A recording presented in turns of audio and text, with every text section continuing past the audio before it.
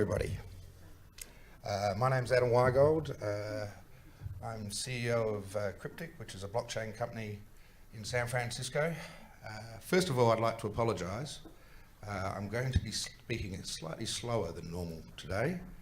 I would like to say I'm speaking slower to help the translators over there and for people who don't understand my Australian accent.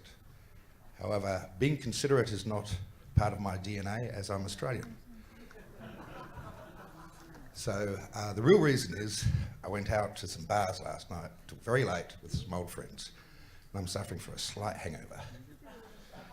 So anyway, a bit about me. I'm a PhD in physics, majoring in atomic and laser physics. Did it at Macquarie University. I've done 6 startups so far in military lasers, telco lasers, medical lasers, and now I'm doing a blockchain company. So it's my first software company, and I'm doing it in San Francisco, and it's teaching me a lot. I first bought Bitcoin in 2012. I got it hacked in 2014, so that's the real reason I started up Cryptyk, to protect Bitcoin, but we protect all types of blockchain now. And they've asked me to talk about, what is it? Convergence of blockchain and AI.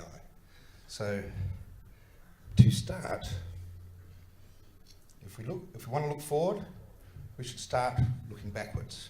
So let's talk a bit about the history of technology. First of all, technology started back in the 1880s. And technology, from its entire history, is really about data. It's about the storage, transmission, processing, and usability of all data. So in the 1880s, we started off with the telephone, and that was all about audio data transmission. We had the gramophone, that's all about audio storage, and the first camera, all about visual storage. By the 1900s, we'd improved the usability of audio data transmission with the wireless radio. By the 1920s, the movie camera came out, so video storage suddenly appeared. By the 1950s, we got the television, and that's all about visual and audio transmission. By the 1960s, things got very interesting. We got our first mainframe computers, and that's all about data processing and analysis. By the 1980s, we got the miniaturization of those computers, and the personal computer evolved, so it became more usable. By the 1990s, this is where my history starts, is the internet came along with fibre optic cables giving us much greater bandwidth. And the mobile phone first emerged to make things much more usable and portable. By the 2000s, USB and CD came out with much more usable data storage. The smartphone came out. That's changed all of our lives. We all spend half our lives now looking down like that rather than ahead. And Wi-Fi, which is an Australian invention, I must say, has given us a lot more usability and mobility for that data. Now, the next revolution in the internet, I think, is going to be the intelligent internet. And blockchain and AI are part of that intelligent internet. And while we're all involved in blockchain right now, within about 7 or 8 years, I think it'll really go, mainstream. And I think we're all lucky to be involved at the very early stages of blockchain and AI. So let's look at this intelligent, trustless internet. The combination of blockchain and artificial intelligence. So blockchain gives us very good data security. It gives us data integrity via a very trustless platform. It gives us very good data efficiency too.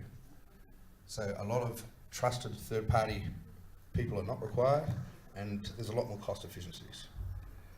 Artificial intelligence is all about data analysis, data processing, and making that data more useful to everybody. So let's talk about first the advantages and weaknesses of blockchain. Now, blockchain, one of its number one strengths is security. It's a decentralized platform with no single point of vulnerability. It's also got trustless integrity, a permanent, verifiable, traceable data record, And I think that's one of the most important parts of blockchain. Also, it's very usable. I mean, it's a low-cost form of data processing and transmission and storage. But it has one fundamental weakness, blockchain has. It's not good for everything, and that's because scalability is a real problem. Lots of repeated data is stored, which means it's not good for very large files. It's only good for very small types of files, for small types of data, like a payment transaction, like Bitcoin. But it's not good for storing very large files. And as you all probably know, scalability is the major issue that every blockchain protocol battles. Now let's look at the advantages and weaknesses of AI. Scalable analysis. You can analyze huge amounts of data. Very efficient processing, intelligent, low-cost processing of data. It's key to AI. It's very usable, right? There's a lot of applications of AI. We've got all this data around the world, but you've got to actually use the data for it to be useful. Okay, and it can enable a lot of automated processes to happen. However, the number one problem with AI, and there's a lot of sci-fi films that examine this, is the issue of trust. Would human beings be able to trust AI to make decisions? That is a question that we're all facing. So let's look at the convergence of these two. In theory, blockchain and AI can complement each other to solve many of each other's inherent weaknesses. Blockchain produces huge amounts of data. AI can process huge amounts of data. Blockchain can provide trustless integrity to AI. AI can provide deep analysis and a highly usable platform for blockchain. So they have natural synergies, in theory. So let's look at these natural synergies. We can use AI to analyze data stored in the blockchain to extract much more value and much more useful data, okay? All this data stored in the blockchain, it's only useful if we can use AI to process that. Conversely, we can use the blockchain to add an extra layer of trust to AI. It can provide a consensus-driven validation for AI decision-making as a check for additional trust. Of course, this is in theory. People are working on it, but nobody's done this yet. But the big problem that cannot be solved, again, is the scalability of blockchain. And what this means is blockchain needs to be efficiently designed and, again, targeted at very small file types. So this is a use case. This is also my plug. This is my business, Cryptyk, and we're trying to integrate blockchain and AI for enterprise security. So to tell you a bit about what we do at Cryptyk, we're like a super fast version of Filecoin. Okay, we don't store files on the blockchain, we store it on a decentralized cloud. And we use this decentralized cloud for all file storage and file sharing. What we do is, when we get a file, we encrypt it, we divide it into 5 different pieces, we encrypt each piece again, and then we store one piece on Amazon, one piece on Box, one piece on Google, one piece on IBM, and so on. And we store the private keys on the user's device. So this means that this storage platform is immune to external hacks, immune to viruses, and immune to operational threats. Then we add a blockchain to it, and on that blockchain we store every single user access event, every single file sharing event, file update event, and so on. So the blockchain acts as a security auditing mechanism, and this allows network administrators to analyze the blockchain, to monitor user behavior, and to track files, and to basically counter against internal threats from bad employees and the like. So we're also working with IBM, we're a partner with IBM, and we're going to use their AI to analyze our blockchain.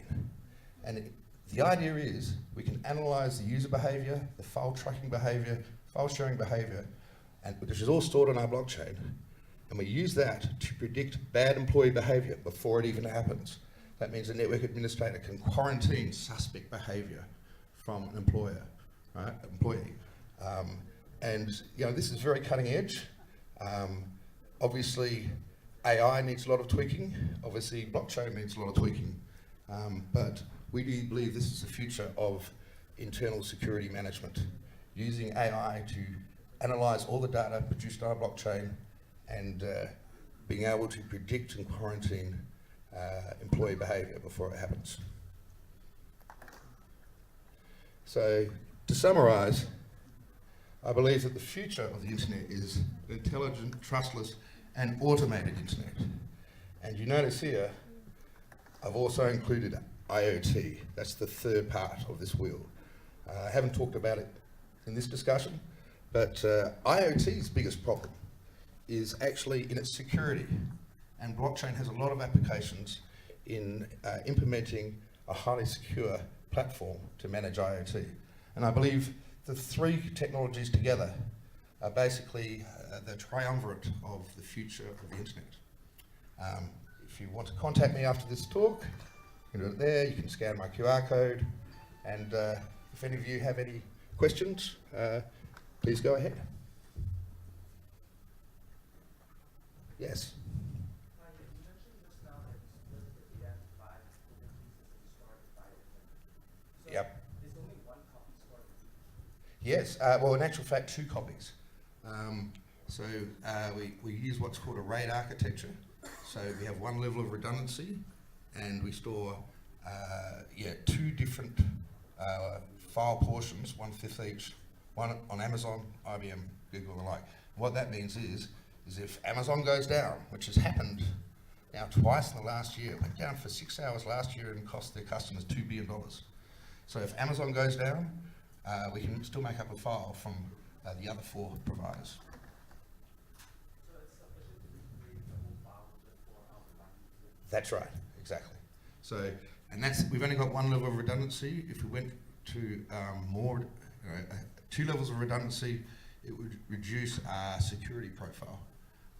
But we think 1 level of redundancy is enough, because if Amazon or Google go down at exactly the same time, then we are in a bit of trouble, but that's never happened. Any other questions? Yes? So the future of the internet, will it progress using quantum mechanic technology? Oh, why am I using quantum mechanics? Well, in actual fact, I'm not. As I said, that's my history, that's my past.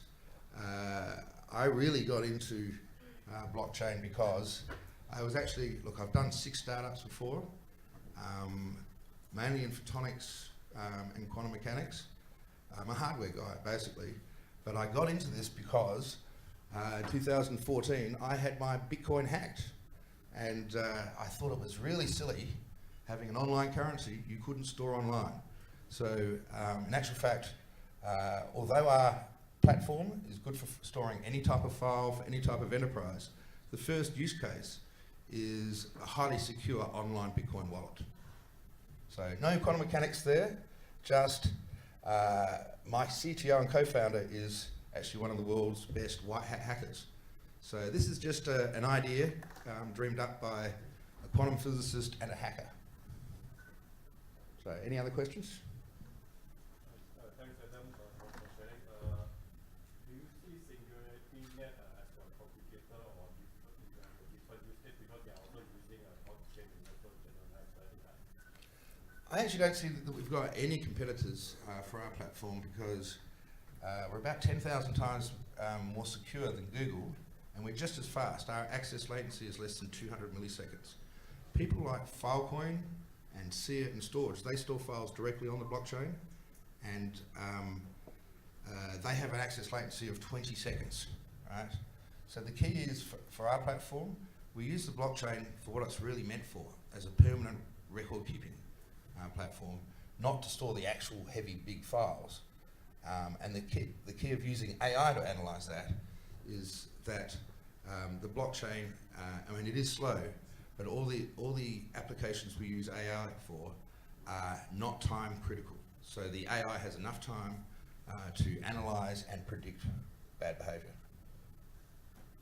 They've given me 5 minutes, so perhaps one more question if there's any. Yes? Can I ask you a question on IBM? Yes. IBM Hyperledger, using Hyperledger